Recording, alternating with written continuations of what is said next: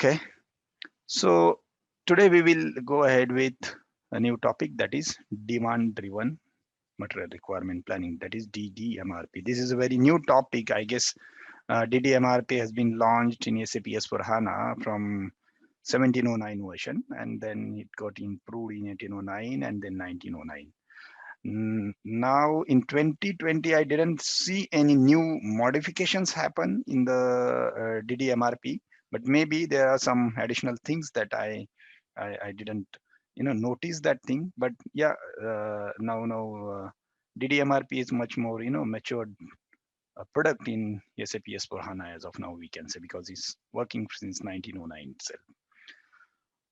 Okay, so those who are a part of our simple logics training, they must know about the DDMRP. They must, went through this training. Today's session will be repetitive for them, but we do have a very fresh candidates also in our batch, so we need to discuss DDMRP from very basic one. So I will start from basic itself. Okay. I will use my style. Sometimes my handwriting is not that good.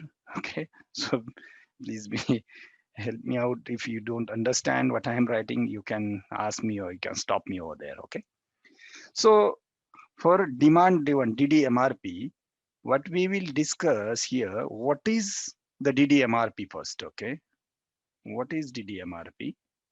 Why this DDMRP is required? Okay, and then how we can implement this DDMRP. So in this two session, it's a very vast topic. We will go slowly, okay, so that you understand the concept, okay, and also it will help you to correlate with your current business scenario so that you can propose this solution to the current implementation also. So basically DDMRP is nothing but it's a advanced material requirement planning. So if I'm saying it's advanced MRP, we do have already MRP available, right? Material requirement planning, and you might be thinking, okay, we do have MRP live also. Then what is the difference between MRP live, our old classic MRP, and this DDMRP new one? So basically, MRP and DDMRP are not a new topic, okay, or not a new terminology.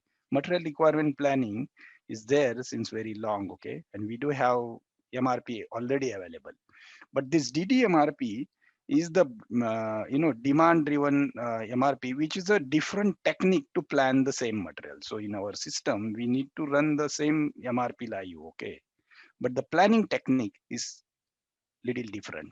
So basically, this DDMRP has been created and developed by the Demand Driven Institute. Okay,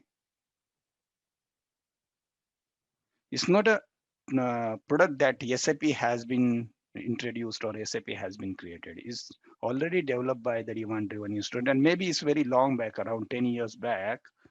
Okay, Demand Driven Institute has been launched this product. Okay, so they actually created the different calculations or algorithms, okay, for this planning technique. Okay, calculation, I'll say. So Demand Driven Institute has been created these different kind of algorithms and calculations to prove this concept, to prove the concept of planning, this new concept of planning, to reduce the leakages in our supply chain. So if I'm talking about there are some leakages in the supply chain, so here we can say, okay, why we need this DDMRP in that case? The material requirement planning, what right now we are doing, is already available, but there are some leakages or there are some loopholes, okay? And the DDMRP, Demand Driven Institute, work on that leakages or the loopholes and try to, launch a new concept of planning, and that is nothing but my DDMRP technique, okay? So it's very clear that DDMRP, that product has been developed by the Demand Driven Institute, and basically when it has been introduced by the Demand Driven Institute, SAP adopted the technique from DDMRP and launched one new MRP type.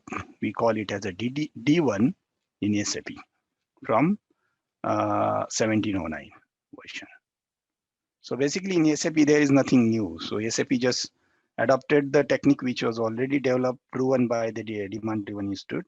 And when SAP adopted it, SAP launched a new MRP type, that is D1 in our environment, and it has been launched in the 1709. And then, as I said, it will get improved in 1809, then 1909. Now we do have a 2020, right? But I haven't seen much more improvement from 1909 to 2020, okay, as of now. So this is what at a very high level about the demand-driven MRP. Now we need to think why DDMRP is required. We do have a material MRP engine or MRP tool available, and it is available in the system from very long back, and all ERP system are using the material requirement planning technique that is already we do have. Then why we really required, or why the demand-driven institute thought to launch some different technique to do the planning for that?